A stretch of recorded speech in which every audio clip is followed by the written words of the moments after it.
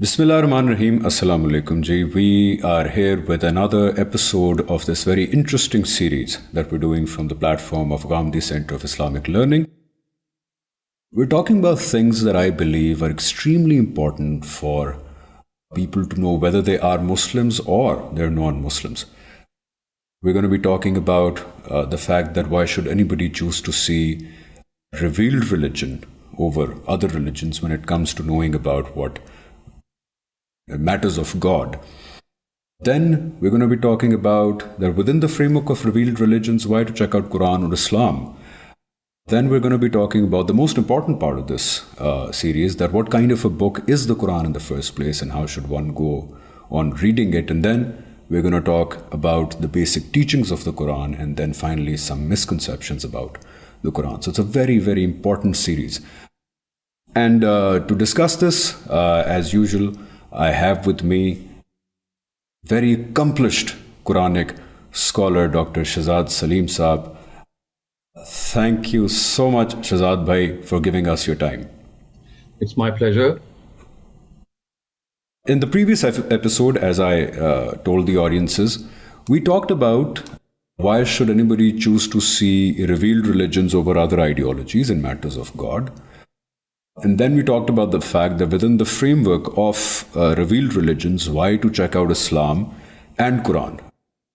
Today we're going to talk about, I think, the most important part of our discussion, which is that when we come to the Quran, what exactly is the Quran? What is the factual introduction of the Quran? And how should one go on about reading it? Before I take your take on this, I would want the audiences to know that probably this is the most important aspect of Islam, but ironically, it's the least talked about aspect of Islam. When we talk about the Quran, even within Muslims, a very generic, general introduction is given. It's the guidance from God, it's the word of God. But what it is factually is not told to us specifically. And I believe that the miracle of the Quran actually lies within the introduction of the Quran. So, sir, over to you. What's your take on the fact that what is the Quran factually and how should one go about reading it? Ji, sir. This is indeed a very, very interesting question and a very pertinent one. And for any person who'd like to start off reading the Quran, this is perhaps the most important question. And this is especially so because you see, before you even start reading the Quran, you have so many preconceived notions about the book of God. And one of those preconceived notions is that it's a book from the other side of the world, which of course it is. And people supposedly think that it contains every knowledge or every discipline of knowledge, and it guides mankind on every single issue that would arise. Unfortunately, according to my understanding, this is not the case. Because as discussed in our previous episode as well, a very large portion of guidance is found within mankind's and within our own nature. So our own nature, our intellect, our own conscience, they guide us on most occasions. But of course, there are certain other areas in which divine guidance complements this innate guidance. And as such, this guidance has two components, I would say. One of these components is that it reminds people of the guidance they already have in their own nature, in their own conscience, and after applying their own intellect. So one portion of the Quran deals with facts or with things which need reminders. Thus, for example, universal truths, they need reminders. The fact that we have to be answerable to God. It's going to be a day of accountability one day for each one of us. So all of these things we do sort of get to, and we can gauge through our innate quest for the truth. But as I said, there are pieces which need to be filled in order to make this jigsaw puzzle a complete whole. And it is here that the Almighty has revealed the Quran. And before the Quran, we have so many revealed scriptures. So the important thing here is to realize that the Quran is basically God's speech, and it is in the form of an oration, or if I put it another way, it is a book of dialogues. And the foremost addressees of this book of dialogues are the people who lived in the land of Arabia in the times of the Prophet Muhammad. So this is something which was pointed out by one of the greatest luminaries of the subcontinent vis-a-vis Quranic studies and Quranic understanding. And his name, I think I did point out earlier on, is Hamiduddin Farahi. He died about 100 years ago, and it was his prescription and his diagnosis regarding the genre of the Quran, which is so very important to understand the type of guidance which the Quran provides. So the question is it a book of history? Is it a book of scripture? Is it a book of general guidance? Is it in the form of prose? Is it in the form of poetry? Or what exactly is the genre of the Quran? So Ustaz Hamiduddin Farahi, in his discourses, has explained that the best, perhaps, analogy that can be drawn vis-a-vis human works is that the Quran is a book of dialogues. It's a living dialogue between the Almighty and the people who were present in the times of Prophet Muhammad. And as such, it's a dialogue in the speech of God. Of course, the narration itself is from the Almighty, but it is as if the speakers change and the spoken to also change. So the addressees and the addresser, they keep on changing. So typically, at times, the Almighty would be speaking to the groups who were present in the times of Prophet Muhammad, and they can be actually divided into three broad groups. So one of them were the hypocrites, which were mostly found in Medina. The other ones are the idolaters of Mecca, which of course were found in Mecca. And thirdly, we had the people of the book. So it's like the Quran, like a divine orator, addressing these various groups in their capacities, going right and left, as if multiple addressees are standing right before us. Like, for example, in a classroom, when a teacher delivers his speech or he conducts a class, he has a number of students right before him. And the teacher keeps on shuffling back and forth, talking to one individual according to his or her own beliefs or the issues that he or she would face. So similarly, the Quran is like a divine sermonizer. It would talk to various groups who were present in those times. And this speech, of course, is something which has been eternally preserved, as you just pointed out. And this preservation is something which has taken the form of a dialogue. So we have, just as, if I just may point out, in our worldly domain, for example, we have the dialogues of Plato. Or in Persian, we have the Javed Nama of Iqbal. So if you study these works, you'll find out that, like books of dialogues, there is a speaker and there is a spoken to. At times, there is a monologue. At times, there is a group of people to whom one speaker is talking to. So in a very similar vein, in a very similar, I would say, capacity, each surah of the Quran has an addressee. And that addressee is the basic addressee. And the speaker and the spoken to, at times, they keep on changing. And in most cases, in the Meccan surahs, the addressees are the idolaters. In the Medinan surahs, they are the hypocrites and the people of the book. But this is a slightly oversimplification. It doesn't mean that these entities are not discussed elsewhere or otherwise. So it's of paramount importance to realize that the foremost addressees of the Quran, or the foremost addressees of God, are basically people, and they are real people, living entities who are present in 7th century Arabia. And this dialogue is taking place between these entities. And you know what? The interesting phenomena here is that, of course, people think that, well, if this is the kind of the book, then one thing then can be easily gauged, and that is that if it's sort of a universal book and it deals with so many religions, then why is it that two major religions are absent, totally absent, from discussion in the Quran? Buddhism and Hinduism, of course, both of them were present at that time. So we know that the reason here is that none of the people of Arabia were either Buddhists or Hindus. So you will not find Buddhism or Hinduism discussed, precisely for the reason that this discussion in the Book of God was between living entities who were present in the Arabian Peninsula. And outside the Arabian Peninsula, whatever was going on, of course, was not the concern at that time.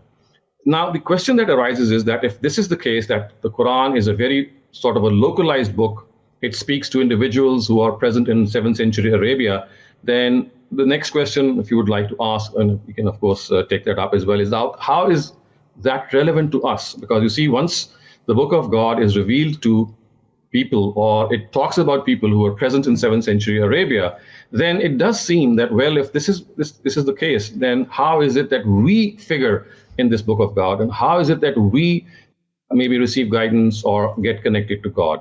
So unless, I mean, I can go on and explain that, but coming back to my original point, that unless this genre of the Quran, this classification of the Quran as a book of dialogues is understood, a lot of things that come to our mind vis-a-vis what's happening in the Quran and why is it that we find so many things that might not relate to us. For example, the Bani Israel or the idolaters, and you'll find that almost 2/3 of the Quran is discussing polytheism. And today, I mean, there's such profound era of monotheism that we encounter today, that one seldom thinks that why exactly are the polytheists discussed to such an extent that it does seem that monotheism, and this is especially the case with Abrahamic religions. But outside those Abrahamic religions, as I said, it does it does raise this question that how does it become relevant to such people? So if we understand that the Quran basically is a book of dialogue, its genre is a book of oration in which there are orations as separate surahs, and in which the Almighty is speaking to characters, and those characters are speaking amongst themselves as well. And we even have Satan figuring as one of the characters. We have prophets of God figuring there. We have Gabriel delivering the sermon of God and at times addressing prophets. So if we summarize, we'll find the Almighty there, we'll find the hypocrites, we'll find the people of the book, we'll find the idolaters of Arabia, we'll find the Muslims themselves, we'll find angels and some of the other entities which occur in a very fragmentary way. But this is how we should imagine that the Quran is a book of conversation between people who are living there. And when I say it's a book of conversation, then as we discussed last time, there is a specific law regarding the people who are discussed there, and which does not relate to the rest of mankind, which you just referred to in your opening speech, that of course there is something which is specific in this nature and that cannot be extended to.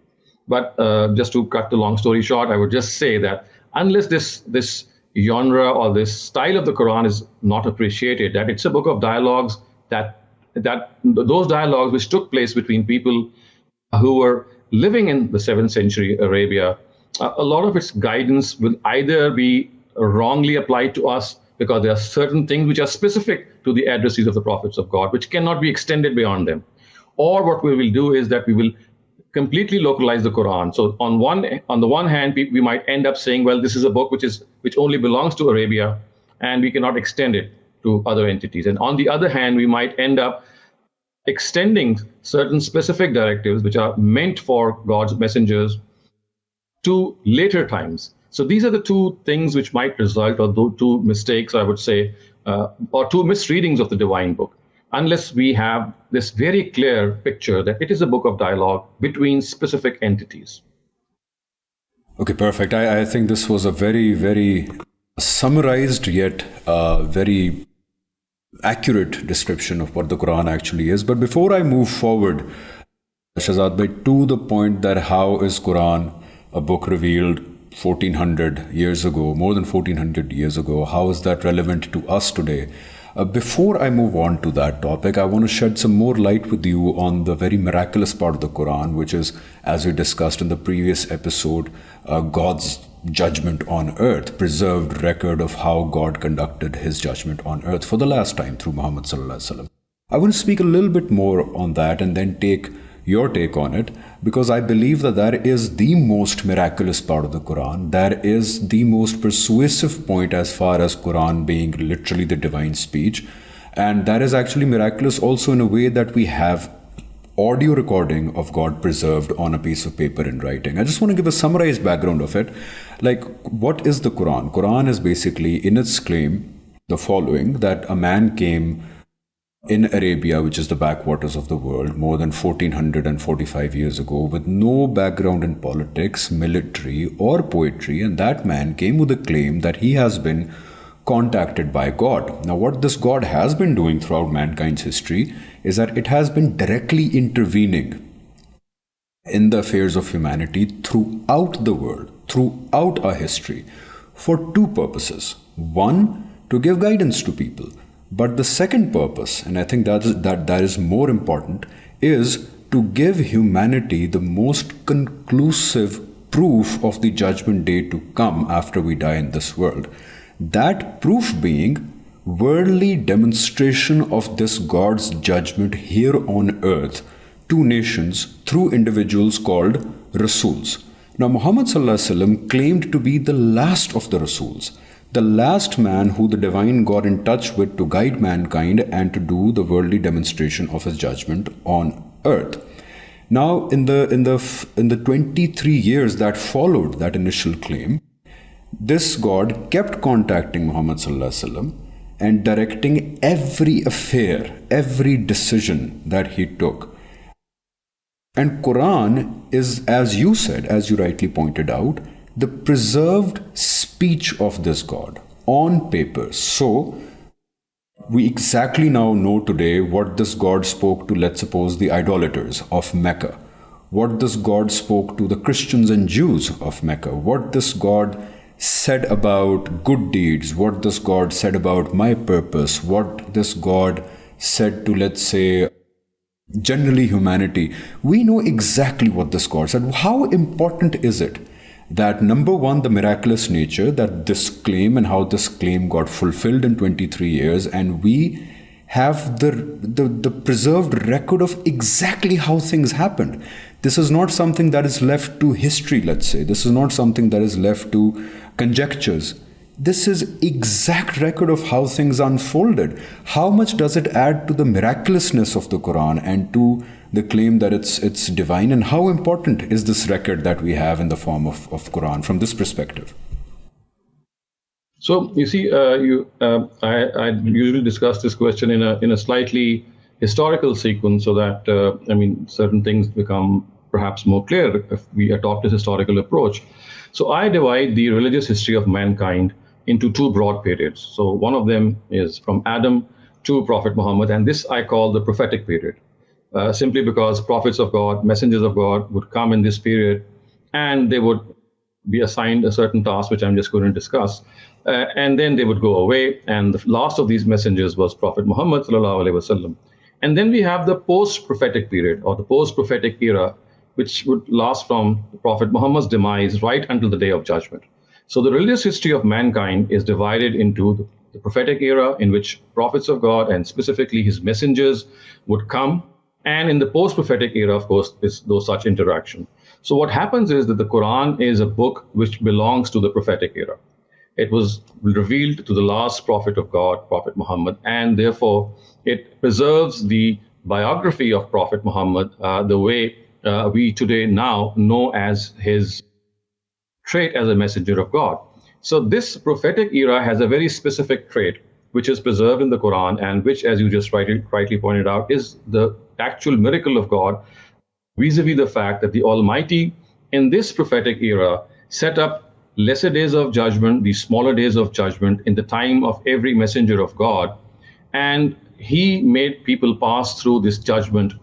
And for this, he actually sent his messengers, and through his own divine scheme, these messengers would deliver the truth, they would communicate the truth, and people who would intentionally, not out of any mistake, not out of any misinformation, but in spite of being convinced that this is the truth, they ended up denying it. It was a deliberate denial. It was an intentional denial. The Almighty punished these nations of messengers of God who did so. And this is that specific, I would say, the specific trait of this prophetic era. And when I say the Quran is a book of dialogues, and we just discussed that in our previous question, it is basically this thing that needs to be understood, that this dialogue took place in 7th century Arabia for the last time, when Prophet Muhammad communicated the truth, what the truth is, on behalf of the Almighty, and he delivered it conclusively. And once that conclusive communication had been done, and in spite of that conclusive communication, people ended up denying it out of arrogance, out of vested interests, out of various other reasons. The Almighty punished them, and this punishment took the forms of either natural disasters, which took place, of course, in the times of the previous prophets. However, in the case of Prophet Muhammad, we know that almost all of his people the Quraysh, they accepted faith, barring a few ones, and the active opponents had already been put to death in some of the wars that were conducted. But by and large, almost all of the adversaries of the Prophet Muhammad sallallahu alaihi wasallam, they accepted faith amongst his own nation. Then there were the Jews and the Christians, of course, who, in the later part of the Prophet Muhammad's campaign, upon them this judgment was also implemented. But for them, the nature of this judgment was slightly different. So before I explain the nature of his judgment, just once again coming back to the question that basically in this era, this prophetic era, divine punishment took place in the times of each of these messengers of God. And the purpose of this divine punishment was to remind people living in the post-prophetic era, people like us, that, well, look at these people in the times of the prophetic era. Each of them met their fate. Nations of God met their fate. And you must not forget that the same fate is going to be met by you if you deny, or out of any ignorance or any other reason, you are not up to the mark regarding God's guidance. But the only thing is that your punishment has been deferred to the day of judgment. So basically, the accountability which is going to take place on the day of judgment, which we often forget, for this particular reason, the Almighty preserved those lesser days of judgment as a record in the Quran. And the last time that this judgment was delivered was in the times of Prophet Muhammad, when, of course, there was no need to punish people of his own nation because, as I said, they accepted faith. And this whole exercise, or this whole saga, was preserved in the Quran, and it became a miracle in the fact that when the Prophet Muhammad sallallahu alaihi wasallam actually declared his prophethood, when he said that this would happen, that God's judgment is going to be implemented in his own lifetime, he was a non-entity virtually. I mean, non-entity not in the fact that people did not recognize him as a prophet of God, but non-entity as far as any material support was concerned. I mean, he didn't have any backing. He was all alone. Very few people had accepted faith. But right on that occasion, when few people were with him, he claimed that he is a messenger of God, and for the last time, the judgment of God is going to be implemented, and that judgment actually took place. Now, the important thing that needs to be understood from here is that these dialogues, or these speeches which took place between the Almighty and the various denominations, they resulted in this divine court of justice being set up. And the thing that we often end up confusing with, or maybe wrongly deducing with, is that what happens is that this particular divine judgment is something which is specific to the messengers of God. And it can only be conducted in the lifetime of a messenger of God. But you see, out of, I would say, erroneous understanding, people think that since the Almighty has told us in the Quran that لَقَدْ كَانَ لَكُمْ فِي رَسُولِ اللَّهِ أُسْوَةٌ حَسَنَةٌ, that the model set by the Prophet, or the exemplary personality of the Prophet, has to be followed by the believers. So when they saw that this divine punishment or this divine scheme was in play, in vogue in the times of Prophet Muhammad, they thought that because he's an example for every one of us, so in our times also, or in other words, in the post-prophetic era also, we should do the same exercise. So today, a lot of religious groups, or extremist groups, I would say, when they have this plan of globally conquering this world, or they have this plan of killing non-Muslims, they basically derive their own thesis from those verses of the Quran, which was specifically meant for messengers of God. And for these messengers also, as I said, it was not that these messengers were doing them something out of their own selves as world conquerors, or maybe they had their own ambition. It was a divine scheme which they implemented on behalf of God. So they were like instruments of God's justice.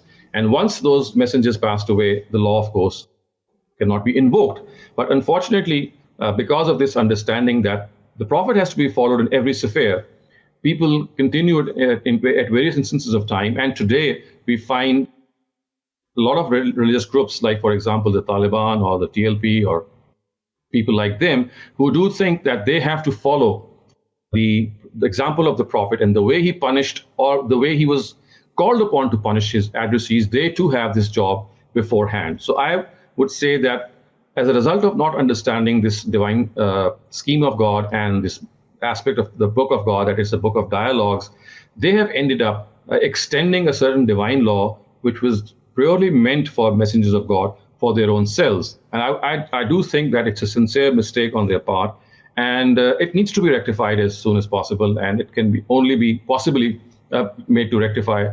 If we discuss this aspect of the Quran more and more and tell them that how the Quran has said one thing repeatedly, and that is min ba'di ma tabayyana lahumul haq, which is a Quranic verse which occurs in various forms in the Quran, which says that these are the people who denied the truth after it became evident to them. And how did it become evident to them? It was the Almighty who was telling his respective messenger, well, look, these are the people with whom enough is enough. You have delivered the truth, and if they're not accepting it, it's not because you are falling short. It's because they have now taken up intentional denial. So only the Almighty could have divulged this intentional denial, because you see, this is a matter of the heart, and we cannot judge whether a person is intentionally denying or not. However, in the post-prophetic era, since the Almighty does not communicate with us like He used to do in the times of the messengers of God, we simply cannot know whether a particular group is intentionally denying, deliberately denying, or it's merely out of some confusion or lack of information. So you see, this is the most important part that we need to realize, that in the prophetic era, this information was exposed by the Almighty to His messengers, and then they implemented punishment of God. Today, neither we have a messenger amongst us, and neither is it possible, nor is the Almighty going to communicate with us and tell us, well, look at these people, or these Jews and Christians, or such and such people. They know what the truth is, but they are still denying. Because, as I said, this denial can only be communicated by the Almighty. And after the termination of the institution of prophethood, this cannot take place. Hence, any extension that we make regarding this law and try to apply it to current circumstances would be an enormous misreading, a huge misreading of the divine practice. Very nicely put, Shehzad Bhai.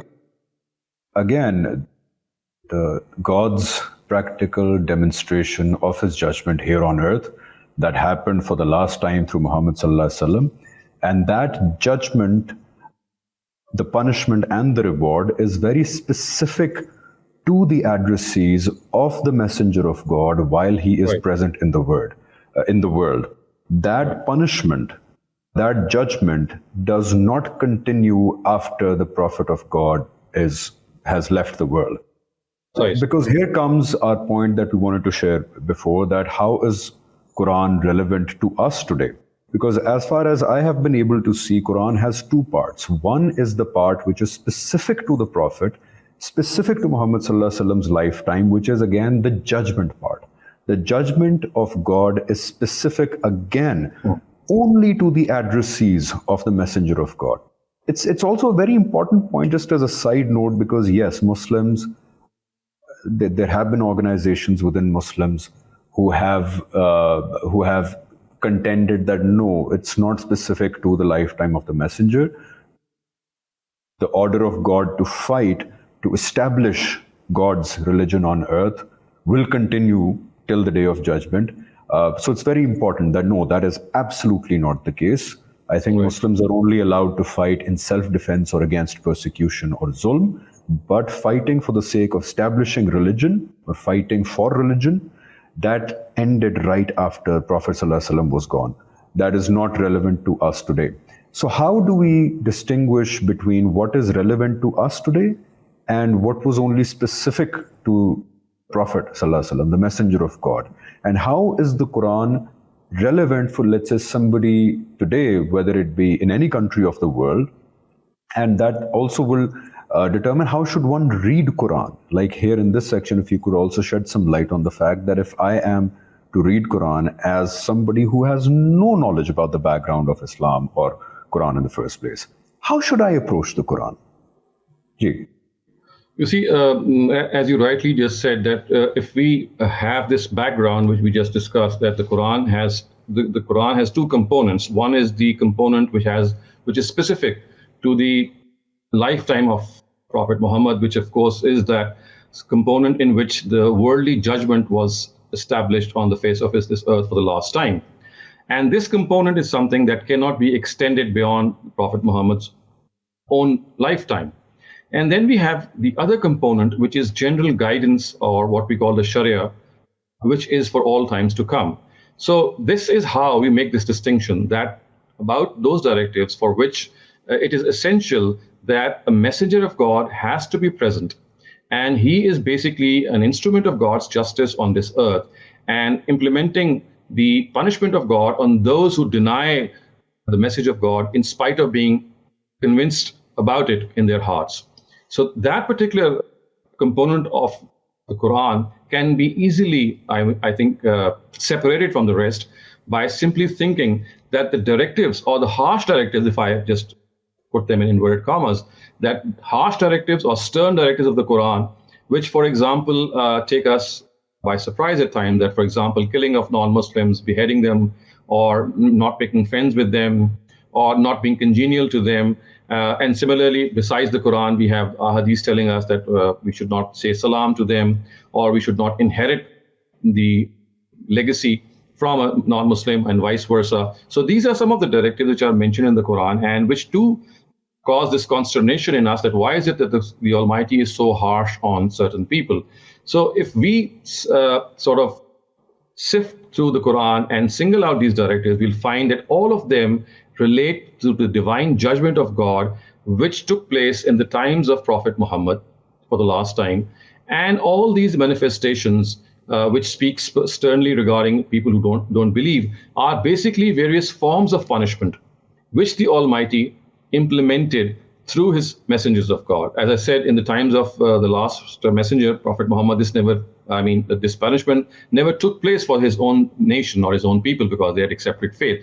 But to give you examples of the previous nations, you'll find that if you study all these history details regarding the various forms of punishment, that as far as the idolaters are concerned, or people who intentionally do polytheism, they are convinced that there is one God, but in spite of that, they think that there are other deities as well to be worshipped. For them, the Almighty says that their punishment is death. Idolatry is to be punished by death. And this is exactly the same thing which the Quran has said at other places, that everything will be forgiven by God or can be forgiven by God except shirk or polytheism if it is done intentionally. So for that particular punishment or for that particular crime, the punishment is death or the capital punishment. And for all the rest or the other denominations which did not indulge in polytheism and they were basically monotheists, although they indulged in various forms of polytheism, but primarily they were monotheists, like the people of the book. For them, it was basically subjugation. They were not allowed to live in a way that they would rule. They would be allowed to live as subservient, and they would be asked to pay the jizya tax. So for these people or these denominations, the nature of punishment was different. For the people of the book, it was basically subjugation and subservience. For the idolaters, it was the capital punishment. But as you can see, the idolaters in the times of Prophet Muhammad, all of them, except the few who were the active opponents and who were already taken care of in some of the battles, the rest accepted faith. So this is how the first part of the Quran, the judgment part, tells us that as far as the stern directives are concerned, you can see that they are the ones in which if you are killing people for the sake of their apostasy, maybe they're turning against the Prophet after accepting the religion of Islam, or disbelief, which we call kufr, or polytheism, which we call shirk. So these three crimes are something which cannot be punished by the state. So shirk, kufr, and irtidad in the Arabic language, which would mean polytheism, disbelief, and apostasy. These are the three crimes which can only be punished by the Almighty, and which he did punish in the times of Prophet Muhammad, but they cannot be punished after the departure of the messengers of God by the state in any way. And for all those people who you think are disbelievers, or they have turned against, or they have left the folds of Islam, or, for example, they are mushrikun or the polytheists, there is absolutely no punishment in the post-prophetic era. They are allowed to live however they would please to live. For us, our relations with them have to be congenial, they have to be friendly, they have to be in a way that we are able to communicate what we think is the truth. So this is how we distinguish the judgment in the judgment part of the Quran. Now, as far as the other part we were discussing, which relates to each and every one of us, which we just discussed before this question, is that this guidance part is again composed of two things. One is what we call the Sharia or the Divine Directives, which all of us need, for example, in the political sphere, in the economic sphere, in the social sphere, in the penal affair, and some of the other affairs. So it is here that the Quran gives very, very to the point directives. A couple of them, maybe three or four of them regarding the Sharia of political affair, a couple of them regarding the economics affair. So the Sharia is one component of the guidance. And the second component, which I just mentioned, of course, is the reminder part, in which the Almighty, the verses of the Quran, they remind us of the innate guidance that we have in us. And of course, the other all-important component of that divine guidance, which is called Al-Hikmah. Al-Hikmah means the aspect of believing in various entities, like, for example, believing in God, believing in the last day, believing in the prophets of God, believing in the angels, the books of God, etc. So as far as the rest of the guidance is concerned, which is besides the judgment guidance, which we just separated, we have these two components of religion. One is faith and morality, and the other one is Sharia. So faith and morality, as the name itself signifies, are things which relate to faith and morality. So this is one component. And the other component is the Sharia, which I just singled out as the fact that there are Sharia directives which are given to mankind. And as a third component, we can add that these moral directives basically are ones which are not given by the Quran, because we already know them from our innate guidance. All it does is it keeps on reminding us of the fact that, yes, we have to be individuals who conform to certain moral standards. So I think that if this is taken care of, that polytheism, disbelief, and apostasy, that these three things and all the things related to them, they are separated out and they are thought of as God's judgment package, if I use this word. So we can in no way tamper with that. That is specifically related to the messengers of God. And the rest of them, the rest of the Quran, it deals with the Sharia and the Hikmah. And the Hikmah, of course, is faith and morality. The Sharia are divine directives which deal with our social, political, economic, and penal affairs. So, in a summarized way, it would be accurate to say that all the parts within the Quran which deal with fighting others for the sake of establishing religion, all the parts of the Quran which deal with waging war against other people for the sake of establishing religion or punishing people on matters of faith, all of these verses are basically specific to the addressees of the Rasul or the addressees of the Messenger, and other parts which deal with guidance of mankind, warning mankind of the judgment day to come, telling us about our purpose, details of what's right and wrong, those parts deal with entire mankind. So in a nutshell, is it right to say that God's judgment was limited to the addressees of the Messenger, yet, and that is the case with all messengers, with Prophet Jesus, Prophet Moses, Noah, Lot, Abraham, everybody that God mentions in the Quran. The judgment part was very specific for the addressees, immediate addressees of the Rasul, yet the guidance is for all mankind for all times. Would it be accurate to say that? Yes. One more thing, that the judgment itself is something which provides us with guidance. So you see, if we divide the Quran into two components, one is the judgment part and the other one is the general guidance part. So even the judgment part, although it is specific to the addressees of messengers of God, it has a message for all of us, and that is accountability is something which none of us is going to miss. All of us are going to face that accountability. So that judgment was the accountability which took place for the addressees of messengers of God. If in the post-prophetic era it is not taking place for us, we should not be misled. Our accountability is going to take place in the hereafter because of the fact that the accountability which took place in the times of the messengers of God, it shows that Almighty is not going to let us go without holding us accountable. So you see, even the judgment part has this relevance to us, and that is what is very important to the Book of God. It keeps on reminding us, and as you said, it's like a visual which has been preserved in the Quran. When the previous nations were destroyed, like the nations of Ad, the Samud, people of Lot, the people of Abraham. So it's like recording the fact that, look, these people were held accountable. Although you cannot hold people accountable now, because this is only the prerogative of messengers of God, but the message that you can draw from this is that your accountability is going to take place as well. Maybe not in this world, but yes, definitely in the hereafter. So even the judgment part has a lot of relevance. And this is where we need to understand that the major portion of the Quran which deals with this judgment and the details of this judgment, they cannot be taken and implemented by us per se. Yes, what we can do is we can draw a lesson by analogy that this accountability which took place for these nations is going to take place for us as well.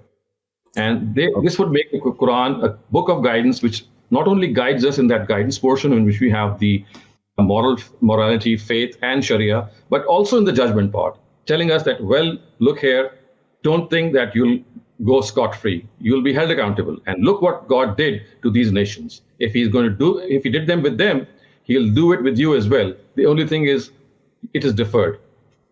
Okay, perfect. Here, on a very side note, because I know, Shehzad Bhai, a lot of our viewers will have this question at this point in time, that why does Quran only mention people in the Middle East as far as prophets are concerned or his judgment is concerned? Right. It's also been told in the Quran. As a side note, I just want to share it, that God says that I'm telling you about prophets who you know about. He's talking to his immediate addressees of Arabia. He's telling them that I'm mentioning these names, Noah, Abraham, Lot, Moses, Jesus, because you know about them. The same God says that I have been conducting these judgments all across the globe. There are many more prophets. There are many more people who I contacted all across our history that you do not know about. I mention these stories particularly because you already know about them.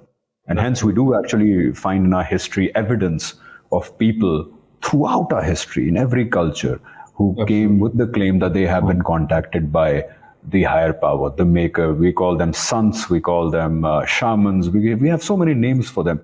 Shehzad Bhai, I want to move forward to a very important point, that when it comes to taking guidance from the Quran, which was, this point actually helped me a lot. It's very important to know, if I want to take guidance from the Quran, that who is God talking to and why is he saying what he's saying? How important is it for me to know about a very basic biography of Muhammad sallallahu alaihi wasallam? How important is it for me to have knowledge of the big milestones or big events in the life of Prophet sallallahu alaihi wasallam, to know when I read the Quran that who is God talking to and why? Well, you see, essentially, if I answer your question by saying that the Quran itself is the greatest biography of God's last messenger, because you see, the biography which the Quran speaks of is his biography as a messenger of God. As yet, to date, all the biographies which we find written by various authors, they speak of his ministry, his dawah, and his mission as a prophet of God, in which he is sent as a person who guides mankind. As far as the instrument of justice is concerned, which he was the last instrument of justice as a messenger of God, I think the greatest repository of this biography is the Quran itself. And the way it describes the ministry of the Prophet, it's his preaching mission, which we can maybe discuss in another instance, is that it divides the Quran in the phases of the Prophet's own preaching mission. There is a Meccan phase and there is a Medinan phase. And the whole of the Quran is divided into 7 chapters. And these 7 chapters, all of them have a very, very common feature, that each of these 7 chapters begin with a Meccan surah and end on a Medinan surah. And in each of these chapters, one or more than one phase of the Prophet's mission, either in Mecca or in Medina or in both, has been discussed. So that from wherever you pick up the Quran, if you have a knowledge of the fact that these are the 7 chapters and they begin from this surah, and the first chapter ends here, the second chapter begins from here, and so on and so forth, if you know this distinction of these 7 chapters of the Quran, and you pick up or you read any of the chapters, and you also know what exactly is the link between these chapters and why is it that these chapters are placed the way they are in the Quran that we find today, it's a huge revelation. And one literally, our soul, it's such a soulful thing. It's such a beautiful revelation to us that how the Almighty has preserved his divine judgment in these 7 chapters, and that too in a way that we can see through these seven chapters that the biography of the Prophet Muhammad sallallahu alaihi wasallam, as it progressed in the Meccan period and in the Medinan period, how it reaches culmination in that judgment. Now, if we have this theme of the Quran before us of being divided into 7 chapters, and each of these chapters being divided into various phases of the Prophet's own life vis-a-vis his preaching mission, you'll find that the history and hadith that we have today at our disposal, that we can fit those events under these phases of the Quran. And that would be, I think, something which would really, really communicate a lot to people who would like to understand more, because at times the Quran has a very principled stance. It's a very concise book. We don't have a lot of details. So if we can simply compile the Quran compile the history of the Prophet or the biography of the Prophet in such a way that his phases, the phases of his life, the phases of his mission as a messenger of God, we can earmark them first in the Quran, and then various incidents from outside the Quran, which are described in history or in hadith, after sifting them out, after evaluating their historical provenance and authenticity, we can just place them under those phases. We'll find a very comprehensive biography of the Quran, and which, to my knowledge, as yet has not ever been attempted. Okay, I want to bring up here, when you talk about biographies, I want to bring up here the mention of so many prophets and messengers and their missions within the Quran. I want to talk about this because when a layman reads the Quran, like I did, I found certain things in the Quran to be very repetitive, and I did not understand why. And one of those repetitive things was the stories of these messengers, of these Rasuls in the Quran. So the Quran is also a preserved biography of Muhammad Rasulullah Sallallahu Alaihi Wasallam. But Quran also brings up, Allah Ta'ala, God, brings up again and again stories of Rasuls, or should I say, the worldly demonstrations of God's judgment here on earth before Muhammad Sallallahu Alaihi Wasallam. Why does God so repetitively tell their stories, and why is that so important to repetitively tell the audiences these stories, vis-a-vis Muhammad Rasulullah being the last judgment of God on this earth for his adversaries? Well, this is a very good and an interesting question. And the Quran has actually answered this question in a very generic way. It says that we have repeated the various verses of the Quran, and the term the Quran itself uses for that is tasrif, and in various styles and in various innovative ways, so that they can serve as guidance for various people of various temperaments. Now, I'd like to elaborate on this, and that is, you see, for example, if you take the story of Abraham, is, or the story of Moses, I would say, it is, I think, the most repeated story in the Quran. But for a general reader, I mean, if you just skim through it, you'll find a lot of repetition and you'll find something being said over and over again. But if you fine tune it and go a little more deep, you'll find that every single instance in which story of Moses is discussed, for example, there is some very subtle detail being added in that particular portion, which was not found in some of the previous portions. But the fact is that a general reading would not give you that conclusion. You need to go a little more deep. And for that, you also need to understand that this particular detail would be in match with the theme of a particular surah. So you see, as we just talked about the fact that the Quran is composed of 7 chapters, and within these chapters, the surah occur in pairs. This is another thing that I'd like to point out, that there are 7 chapters of the Quran. Within each chapter, the surahs occur in pair. Each surah has a theme. Each of these chapters begins with a Meccan surah, one or more Meccan surah, and ends with one or more than one Medinan surah. So if we are able to understand this, you'll relish the fact that this Quran is a book in which the biography of the Prophet is presented in a manner that it makes all these phases extremely distinct. And as a result, you'll find that the paired surahs, or the surahs in which the various branches or the various portions of the Prophet's life is concerned, they stand out in one way or the other. And the detail that you'll find, for example, being added to the story of Moses in some other surah would be in line with the theme of that surah, which would not be the theme of some other surah. So as I said, there are subtle additions, but for that needs some more depth, in-depth study. Otherwise, a general study would give you this impression, well, it's a mere repetition, whereas in fact it is not. I mean, it's a repetition for a person who would just quickly go over it. But for a person who would like to go in detail, there are subtle details, and those subtle details are added in line with the theme of the particular surah in which that incident is occurring. Okay. Yeah.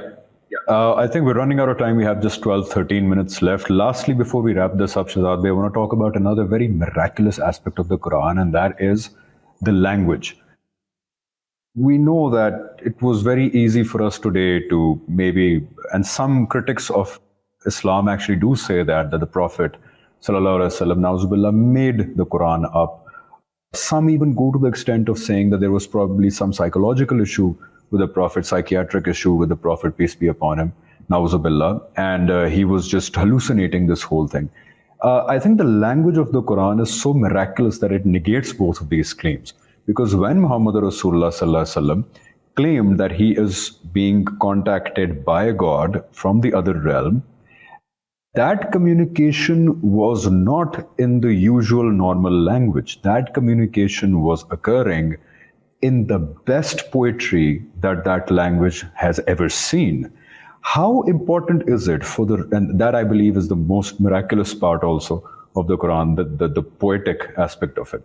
But how important is it for the reader who is not an Arabic speaking reader? How important is it for them to know about the language of the Quran, about the way God has spoke?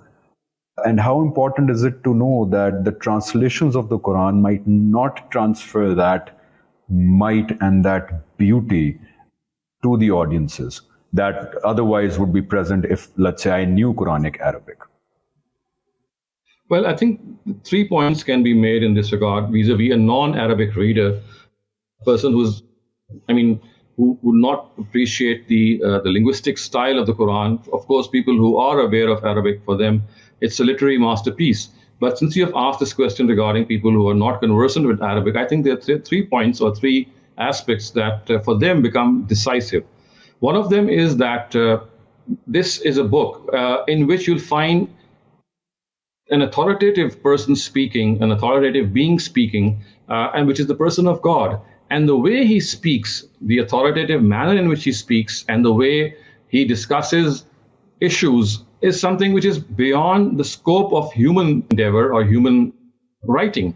You'll seldom see the way the Almighty speaks, the way he presents an argument, the way he is reflected in a book, being reflected or being mentioned in some other books. So it's like a divine speech which is being presented in a way that has no other parallel.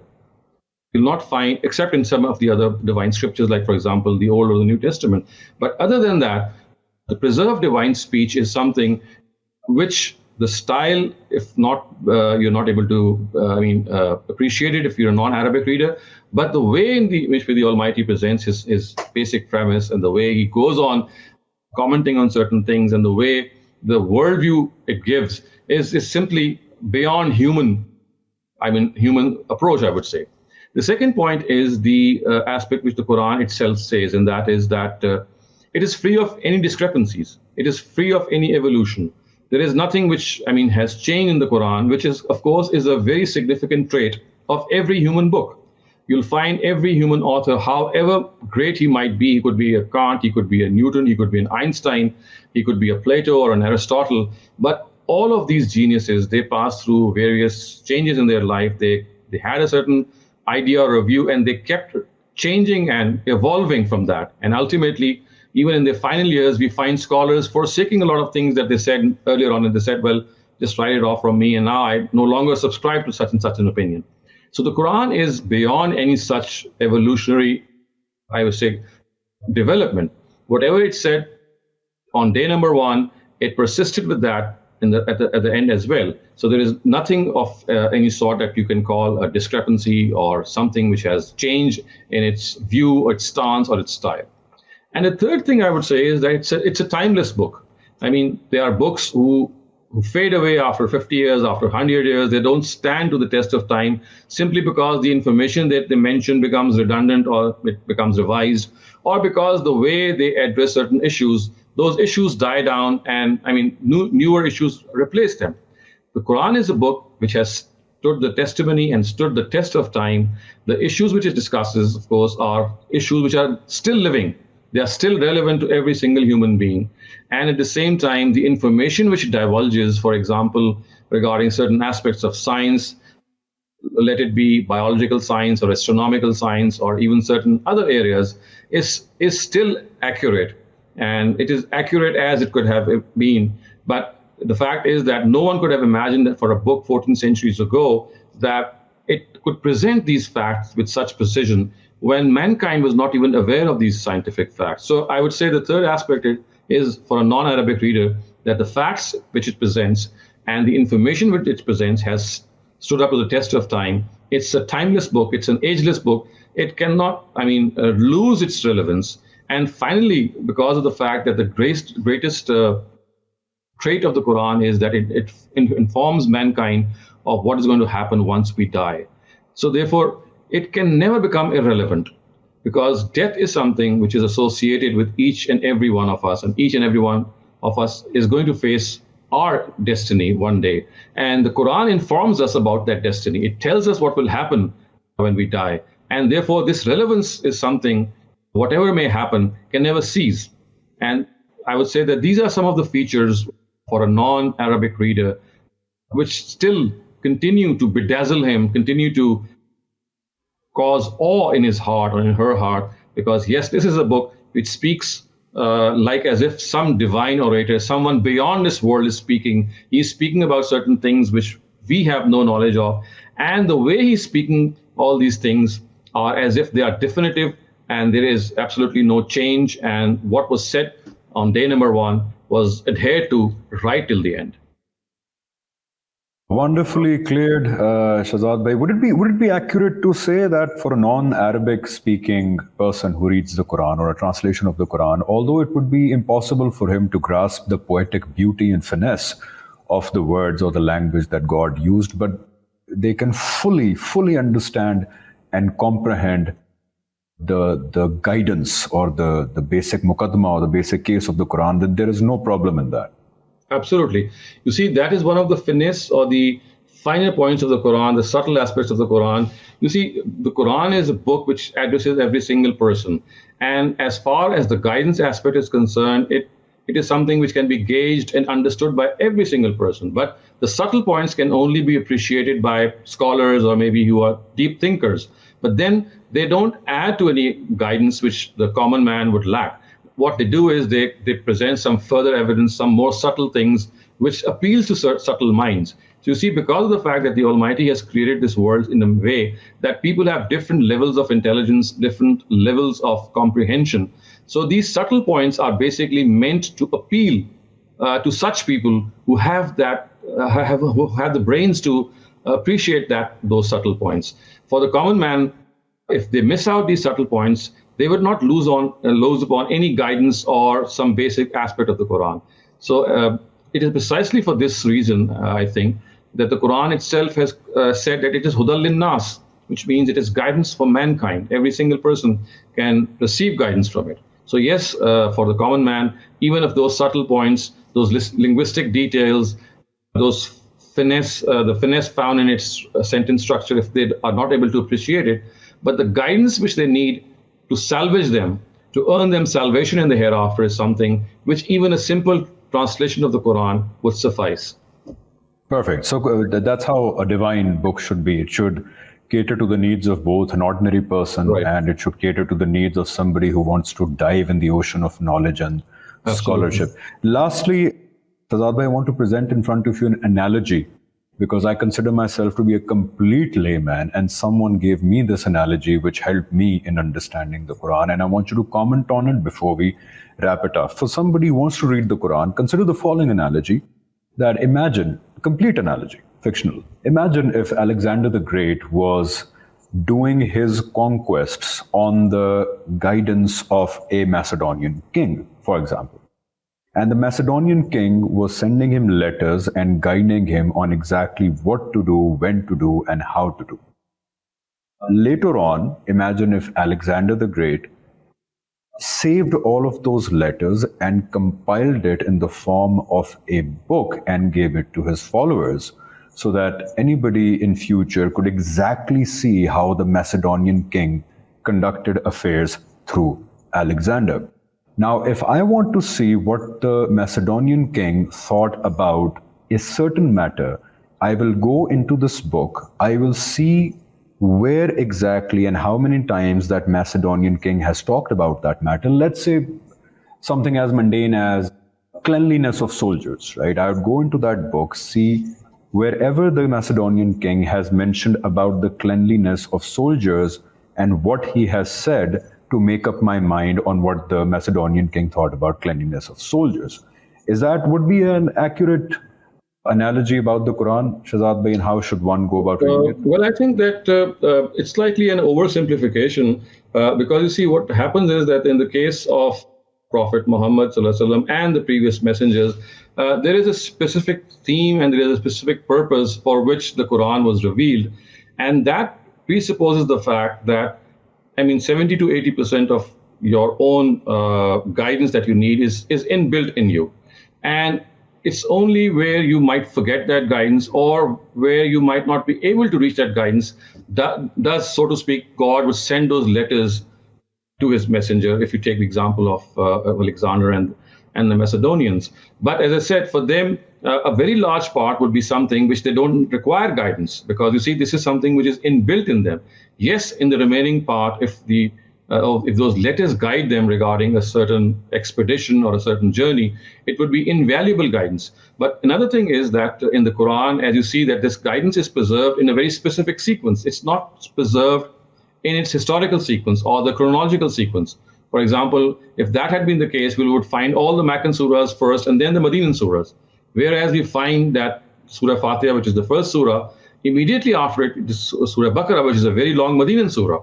So you see, the arrangement of those letters, so to speak, is in a very specific way, and it constitutes a very cogent arrangement in which the Almighty is trying to communicate his view or his worldview. We could say the Macedonian king himself arranged the letters in the form of a book. Yeah, in that case, yes. If he himself arranged it in the form of a book so that he could give that meaningful guidance for the rest of the people, well, this is how we are going to, you can conduct a campaign or a fight or a war in this way, and this is the guidance that you can contemplate. Yes, then of course that could be in a certain way, yes. But I would still say that, it would still be perhaps an oversimplification, and also perhaps we need to suppose a lot of things that, well, this would have happened, and this is a supposition that we already agree to. But I would say, yes, if you would like to explain it to a person or a student I intentionally meant to oversimplify it, because that's what I think some of us need. I needed a very oversimplified version of what Quran is, and that's what I found helpful, that it's a collection of the spoken word of God, arranged by God himself in the final form of a book. Again, that's a misconception that it's been arranged by Hazrat Usman or the companions of the Prophet. We'll talk about that in the misconceptions part. Unfortunately, we're out of time, but I hope that today we have been able to shed some light as much as we could in 1 hour about what kind of a book is the Quran, factual introduction of the Quran, and how can one go about reading it to get the guidance that it's meant to give, guidance for all mankind for the day of judgment to come. I hope we were able to shed some light on it. Thank you so much, Shehzad Bhai. And inshallah, in the next episode, we will be talking about, in a very summarized way, the basic teachings of the Quran and why do they make ethical, moral, and rational sense. Thank you so much for your time, and inshallah, see you in the next episode. Assalamu alaikum wa rahmatullahi wa barakatuh. Wa alaikum assalam. Inshallah, we'll do that.